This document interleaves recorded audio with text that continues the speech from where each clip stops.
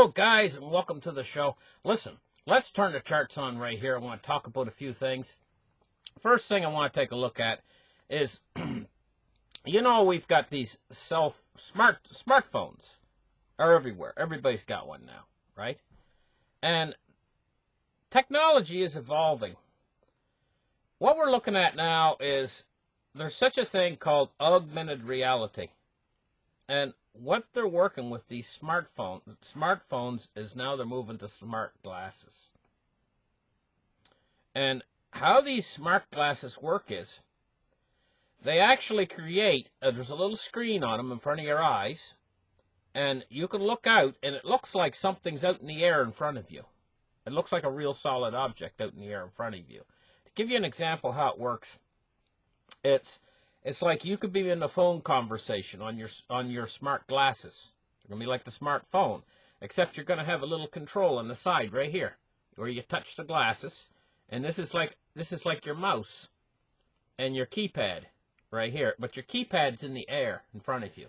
So what you do is you touch here like your mouse, and you can click on keypad, and what'll come up in front of you is like a thing you can type on right in front of you in the air. And you type into the air, and you can text with them. You'll be able to text with them. How they work is, when you first start them up, and say you're inside your house, you scan the room. Only takes a few seconds. The glasses scan the room, and the glasses save the room in the glasses. They save where every object is in the room, where all the walls are and everything. And then you put it on save, and you can save that particular room. You can go through your house and save each individual room, and the glasses are then aware of the environment that's around you. What the glasses do is they'll create some sort of like a hologram in front of you. So if you were in a phone conversation, say the person you're talking to was 1,000 miles away, it could recreate that person in the air in front of you so that the person looks like they're really there. You take the glasses off, and the person disappears. They're in the glasses. They're an illusion. They're like a hologram in front of you. And so the glasses can actually create a text message screen in front of you, just like on your smartphone, but it'll be big right in front of you, and you'll be able to push, like, you want to type a message, you'll be able to push A-N-D, and then you push enter, and it'll send that message to the person you want to send it to. It's going to also, they will be able to do things like take pictures. These glasses, they will be able to film things, but you'll have to be careful how quick you move your head around when you're filming. Otherwise, your film will be jerky. But it's the same way with your cell phone. If you bounce your cell phone up and down like this, you're going to get a jerky picture when you're taking photos or when you're taking movies. But you'll be able to film in like 1080p with these glasses. And there's going to be an augmented reality in front of you. Some of the newest ones of them are out, like this one right here, Magic Leap, is one of the newer versions of these glasses. And they're coming out with them steady now. They're coming out with them. This one here kind of gives you an idea of what the screen will look like when it's in front of you, and you'll be able to touch the screen. You'll be able to touch the air with your finger, and you'll be able to bring things up or take a look at pictures, and it'll seem like it's right in front of you in the air. Here's another picture to give you an idea of what this is like. Let's hone in on this picture here, on these two pictures, and it'll give you an idea of what this is going to be like. I'll bring the screen down so you can see these two pictures a little bit better. Let's give you a better idea what this is going to be like when it's implemented. It's called augmented reality, and of course, when these glasses are in the new development stage right now, they cost like $1,500 to $2,500. Not many people can afford this. They're just in development right now. But when they get them down really good, they'll be as small as a regular pair of glasses, and the Chinese will mass produce them, just like they do the cell phones. Next thing you know, that you'll be able to buy a pair for $29 at your local store. Okay, and these are going to, or maybe not $25, maybe a little bit more, but still, this technology will be implemented, and it'll be side by side with your existing phone system. It'll work side by side, so you'll be able to answer the messages on your phone right on your glasses, and so on and so forth. This is the new tech. This is where this is going. Okay? I wanted to point this out to you guys because this tech goes side by side with this modern society that we're in now. We've evolved to the point where we don't understand what used to be valuable to the past generation. Now people don't understand it. They've moved in wholeheartedly into this new tech, in this new tech world, digital world. Okay, let's take a look at a picture here. This is Mark Dice, and he does some very, very funny shows on his channel. I consider this show funny that he's doing here. I consider it very humorous. He's trying to sell a 100-ounce bar to people, walkers by on the street for $25. And in fact, in the video, quite literally, he walks up to this one guy and he offers it to him for $2. And these people, a lot of them are on their way down the street to go to restaurants or bars. And they'll go into a bar and they'll spend $6 for a shot. Gulp! It's down. $6, you know. He offered this bar of silver, 100-ounce bar of silver to the guy for $2. And the guy was probably on his way to the bar and probably bought a drink that costs $5 or $6. And, you know, he could have bought 3 bars of silver. But my point is this generation of people out there, there's a very small minority of this generation of people that understand the value of silver, where the vast majority of them don't have a clue. They're absolutely clueless. But they're moving in this direction of the new digital age where they carry their money on their phone. An awful lot more of them understand carrying money on a credit card or carrying money on their phone or maybe carrying money in their new augmented glasses so that they can actually pay for things with their new augmented glasses or their new cell phone or their credit card or their debit card. They're used to this now. They've all moved wholeheartedly into this. This guy here didn't buy the silver, okay? And most of them didn't. I don't think any, maybe none of them did. I'm not sure. Maybe he lost a bar of silver. I'm not exactly sure. But I think the vast majority of them just pass it up, you know? And I find this extremely interesting. Now, how this applies to what's actually going down. What's actually going down is an economic crisis that's going to make a transition in the monetary system. And this transition is going to be called a reset. So an awful lot of the gold and silver bugs out there, they're hoping and praying for this reset because they think that the world's going to go back to a gold standard or go back to a silver as money and gold as money. And people will be going down the street carrying, I guess, gold coins in their pocket. And that's what will be worth more than anything. But the mentality of these people out here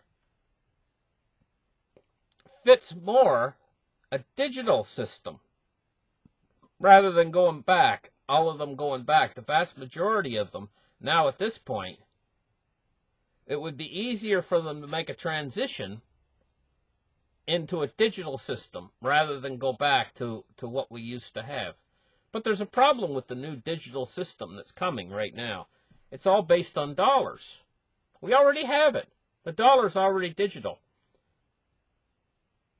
Probably 90% of the dollars in existence, the money in your bank account, does not actually exist in the real world. It's just like Bitcoin already. It doesn't exist in the real world. They're keeping a very small supply of cash in the banks to keep the cash system going. And let's call cash physical fiat. Let's call the digital fiat that's in the system that's floating around that vastly outweighs the cash that's in the system. That's non-tangible. It doesn't even really exist. The bankers do not want you to know that. If everybody ran into the banks and said, hey, we want to withdraw our money, the money to give you does not exist. Quite literally. It has not been printed. All those are is digits in the computer. And so this whole argument about Bitcoin being worthless because it's nothing more than digits in the computer, well, you'd have to apply that exact same argument to the dollar. But what does everyone want? If Mark Dice was out there saying, okay, if he was holding a $100 US bill in his hand right there, and he offered it to this guy for 25 bucks, okay? The guy'd say, sure. Ba-bang, ba-ching. No problem, man. I'll trade you 100 for 25. No problem. You know? They understand the dollar. And this is why the transition into cryptocurrencies is moving so slowly. Because everyone is into the dollar. Everything's priced as dollars. How much is your car worth, man? Oh, my car's worth 800 bucks. You know? How much is your house worth, dude? Oh, it's worth 60,000. Whatever. 60,000 what? $60,000. This system is based on dollars. It's not based on silver. Silver has become a commodity. Gold has become a commodity. I hate to tell you guys this, but this is the trend. The trend is that gold and silver will stay as a commodity. Now, that doesn't mean that gold and silver is going to be worthless into the future. It's going to be a very valuable commodity because the price is going to go way the heck up from where it is right now. These are lows we're putting in right now. But now let's take a look at Bitcoin. Bitcoin and the other cryptocurrencies are positioning themselves. They are currencies. They're positioning themselves. The transition that can happen can happen pretty quick because the dollar is losing value. So we're all the time hearing talk of a reset, a financial reset. Why do we need a financial reset? Well, the reason is because the dollar is being undermined, and we see that there's a financial crisis coming, a debt crisis, where the debt bubbles are bursting. They're going to need to be propped back up again or re-expanded. During that re-expansion, we're going to see a hyperinflation of the fiat currencies. Now, we talk about a reset. That's the reason why we need a reset, because of the debt. Here's the thing. They talk a lot about a reset, but they don't talk about a reset into what? If the problem is in the dollar, then what are we going to reset into? They don't talk about that much. They talk about the SDR a little bit. Okay, but if we reset into the SDR, that's just a recombination of the dollar with a few other failing fiat currencies attached to it. It's a basket of fiat currencies. It's the British pound, the dollar, the Chinese yuan, the euro, and so on, all mushed together in one currency called. But if all those currencies are simultaneously failing, what's the point of mushing them all together into an SDR? You're just going to be, it's like going around the block and coming right back around to where you started again.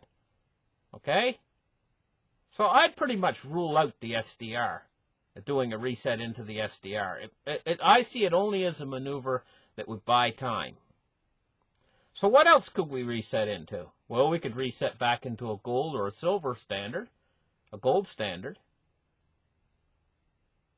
Gold and silver is a foundation, new foundation of our monetary system. This would make sound money if we did that. And it would make a lot of sense. And I think the Chinese are planning just that. But there's big problems. Like I say, this generation we're working with now, they're not ready to go back to something as archaic as carrying a bunch of coins around in their pocket. They want to be able to just slide a card in or whatever, you know. They want digital. That's what they want. That's what they're used to now. The dollar's already digital. We've already digitalized this generation. They don't want to go backwards. They wouldn't understand. Now, the people from 100 years ago, they would have been right on, hey, a gold standard. But they had a gold standard. What we've done is we've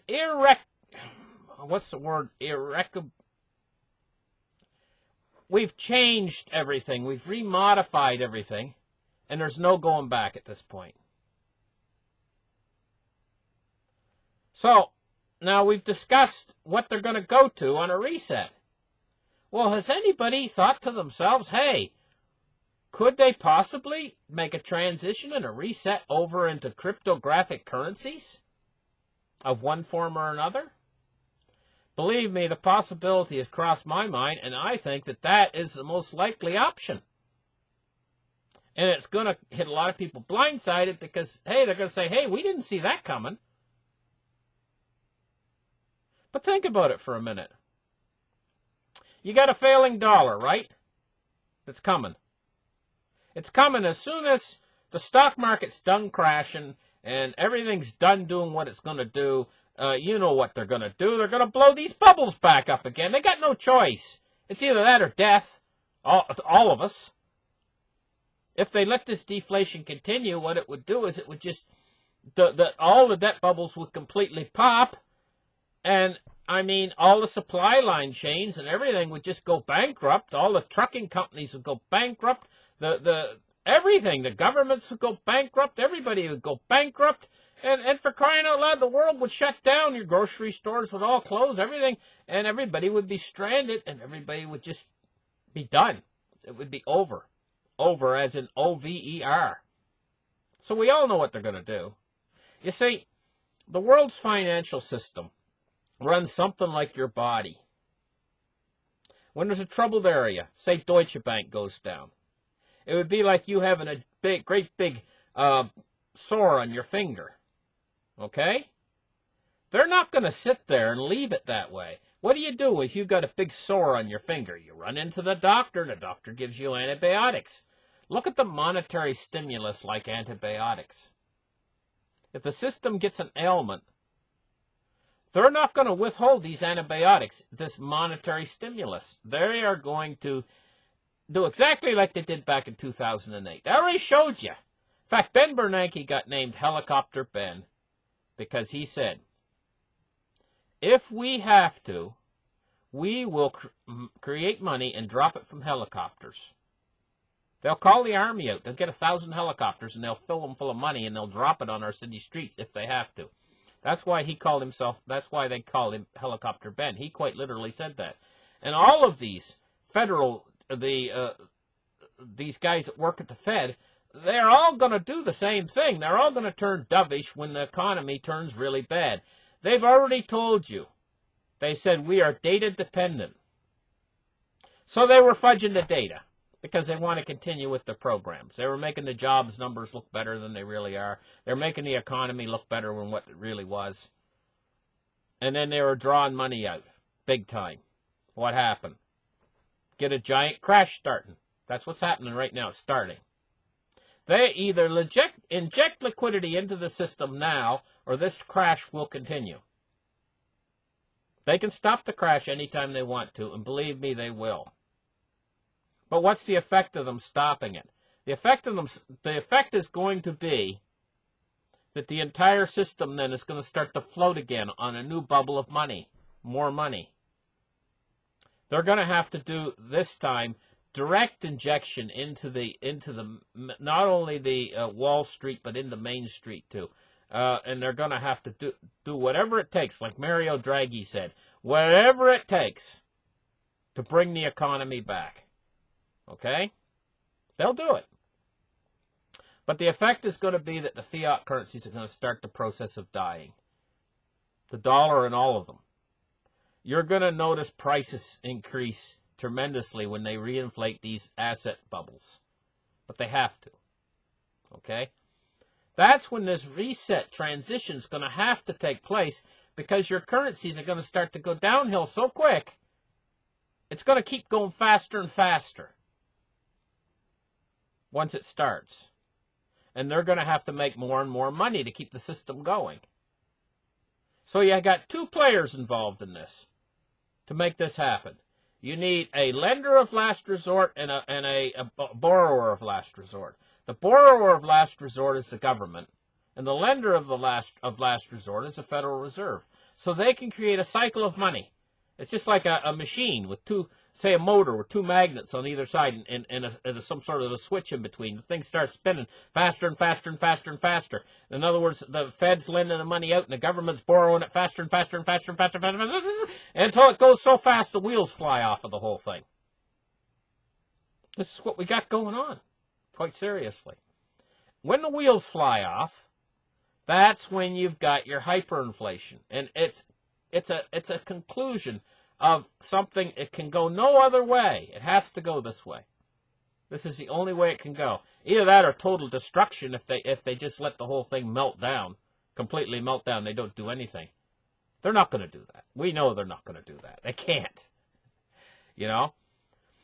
because they would be involved in it too if they did that. So we know what direction they're going to move in. It's just a matter of time. Ever since I started this channel, I knew it was just a matter of time.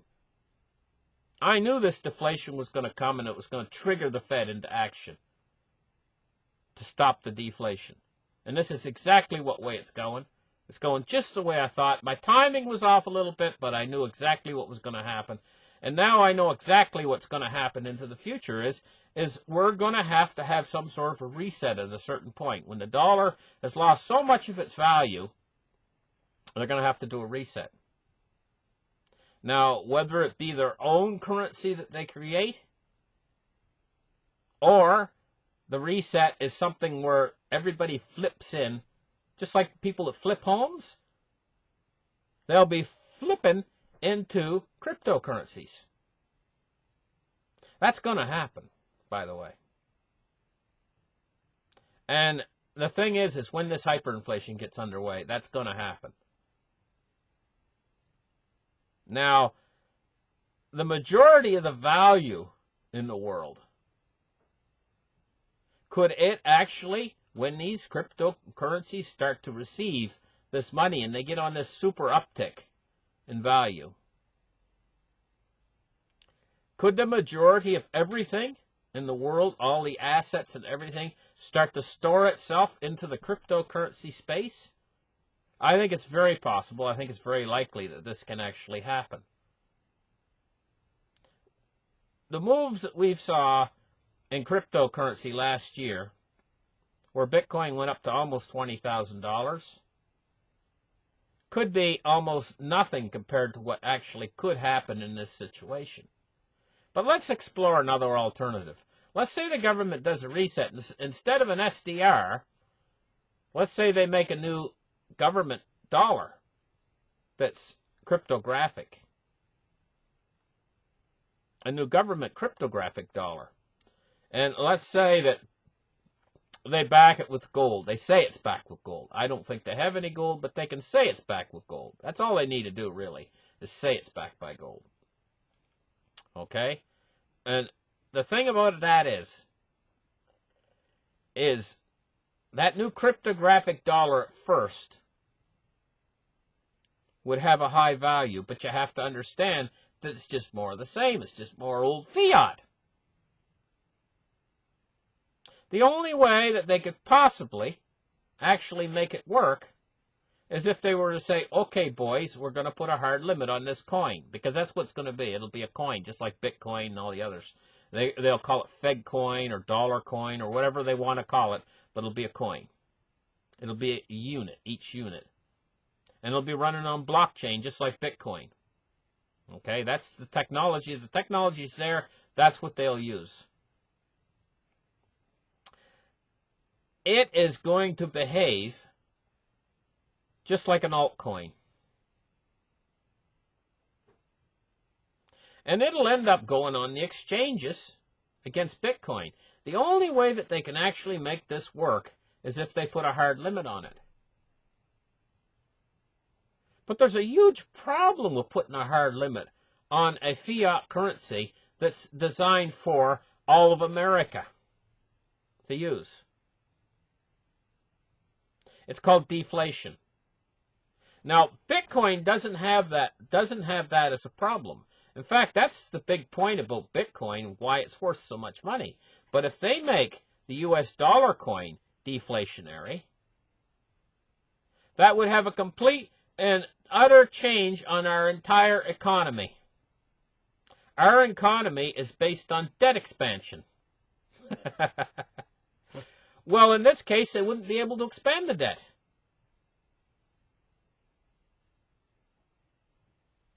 We would have a deflationary economy with no growth. And that's the only way that they could make their new coin work. But that's how Bitcoin works. Now, here's a huge problem. Again, if we actually move into a Bitcoin system or cryptographic, the new monetary system that we would move into, we've been living under the effects of a inflationary currencies all over the world. That's what we use right now, is inflationary currencies. And they're very inflationary. This creates growth, helps create growth. These bubbles that we expand massively grow the economy. When they contract, we got huge problems. Okay? If we move to a digital cryptographic, doesn't matter whether it's the government's version or the Bitcoin's version, and why I say that is because as soon as they move into the government version, the only way they're going to be able to make it work is to imitate Bitcoin and have a hard cap limit on it. If they don't have a hard cap limit and they make it inflationary, then it'll get destroyed on the exchanges going against these other cryptographic currencies, like Bitcoin. The price will get destroyed. Okay? But we'll get growth if it's like that, but the price will get destroyed. The only way it can actually compete on the exchanges is if they put a hard limit on it. If they put a hard limit on it, then we're moving to a deflationary currency for the whole world. If we move to Bitcoin as our currency, we're into a deflationary currency for the entire world.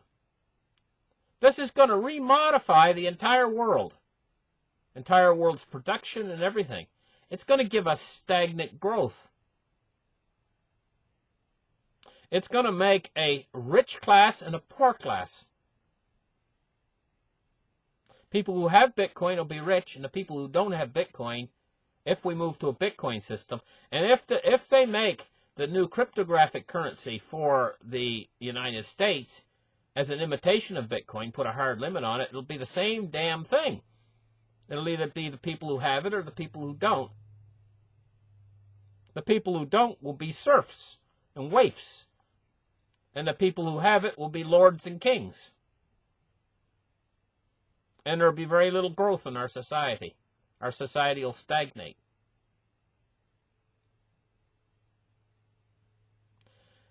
What we've got here, we're moving into a problem in this digital age. I don't really have a solution to it. But it's a huge problem. And the Fed created this problem starting all the way back to around the year 1914. It's taken them a long time to create this problem and spread it worldwide. But the problem is at the core and in the fundamentals of our entire monetary system for the entire world.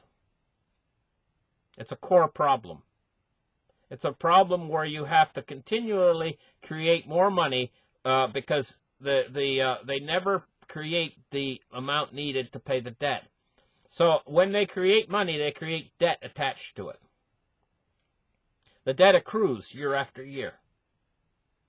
If you ever try to pay that debt back, the money disappears because they never created the money. So I'll take it down to its basic form. If they create $1 and say there's 2% interest attached to that dollar, after the first year, what's owed back is $1.02, but they only created the dollar. They never created the 2 cents to pay back the dollar. So if you pay that dollar back, now the debt still exists. It's 2 cents. But that 2 cents was never created. So how can you ever pay it back? Now multiply that billions and trillions of times over, and this is the problem that we have. You cannot pay the debt back because you destroy the money itself. And this is the whole problem with a meltdown. A meltdown is basically everybody trying to pay everyone back. The loans being called in on margin worldwide. This is the cycle. This is where we're headed right now. The only way to stop that cycle is to create a whole bunch of new money. Keep expanding these bubbles. You can't let this system melt down. Now, if you make a transition from this system over into the new cryptographic monetary system, like Bitcoin or whatever, you're moving from a inflationary currency to a deflationary currency. And it's going to change and remodify the entire world. And not in a positive way. I've done shows on this, and I have talked about Bitcoin a lot, and I'm going to tell you what. I think that we're actually headed toward a reset, and I think the reset, in my mind, I think the reset is going to switch over into cryptographic currencies. They've already positioned themselves. The only thing that can throw a wrench into this is if the government does create their own coins and imitates the cryptocurrencies. But like I say, unless they make them deflationary, they're going to fail. So we are headed toward from an inflationary system to a deflationary system, and I don't see any way of stopping it at this point. There's going to be profound changes in the world caused by this. And this is why I do not think Bitcoin's a good thing.